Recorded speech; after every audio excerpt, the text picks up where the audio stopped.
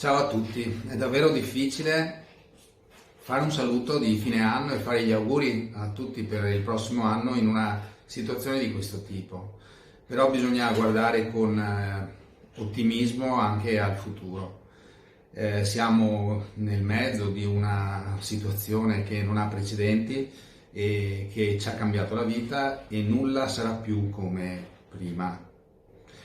Io tuttavia sono convinto che se ognuno di noi fa e continua a fare la propria parte, ne usciremo migliori e soprattutto ne usciremo.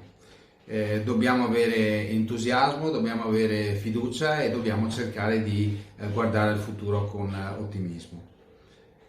Ci sono tantissime situazioni in ballo che non sono legate alla pandemia, naturalmente, sono sicuramente condizionate da questa e sono legate al nostro quotidiano e al nostro lavoro. Per quanto riguarda i contratti, poco prima di Natale è stato sottoscritto quello per le funzioni centrali, che però non riguarda il nostro ambito, perché è gestito da un'altra categoria, e generalmente questo è il preludio alla firma dei successivi contratti di enti locali e della sanità, che però ancora zoppicano. Ci sono confronti abbastanza continui con l'ARAN, però al momento ancora è tutto fermo. Ci sono anche altri diversi contratti da sottoscrivere, come quello della NAS, del privato e altri ancora. La nostra posizione rispetto alle politiche nazionali di questo governo è piuttosto critica e lo sciopero proclamato insieme alla CGIL prima di Natale è significativo perché sono state adottate nella legge di stabilità misure che riteniamo assolutamente inique.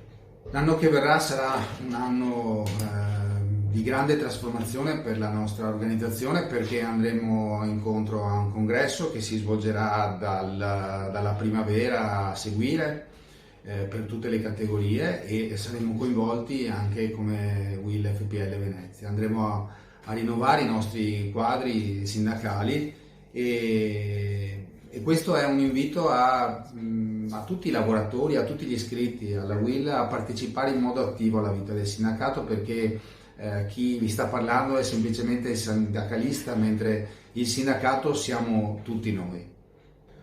Oltre al congresso abbiamo un altro appuntamento molto importante, che è quello dell'RSU, che si terranno la prima settimana di aprile e che sarà un modo per andarci a misurare certamente, ma anche a presentare chi siamo e quello che vogliamo proporre in tutti gli ambiti del pubblico impiego e della sanità, naturalmente.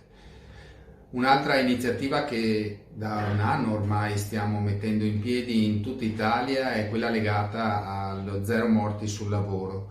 È un'iniziativa che è supportata dalla segreteria nazionale, che dobbiamo dire che ha un altro passo e che stiamo portando in giro per tutta Italia, recentemente anche con un tour con un furgone che ha toccato le principali città italiane.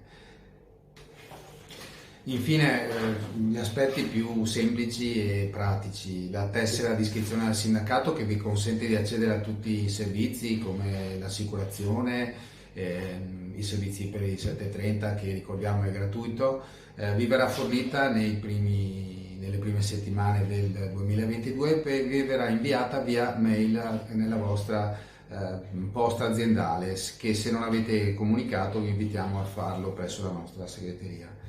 Vi invitiamo anche a leggere il nostro sito, che è ricco di informazioni e continuamente aggiornato in tutti gli ambiti di riferimento nostro: sanità, enti locali e terzo settore. Non voglio essere retorico, auguro a tutti davvero, lo auguro di cuore, un 22 che sia davvero un anno di rinascita, a nome personale e di tutta la segreteria. Buon anno a tutti.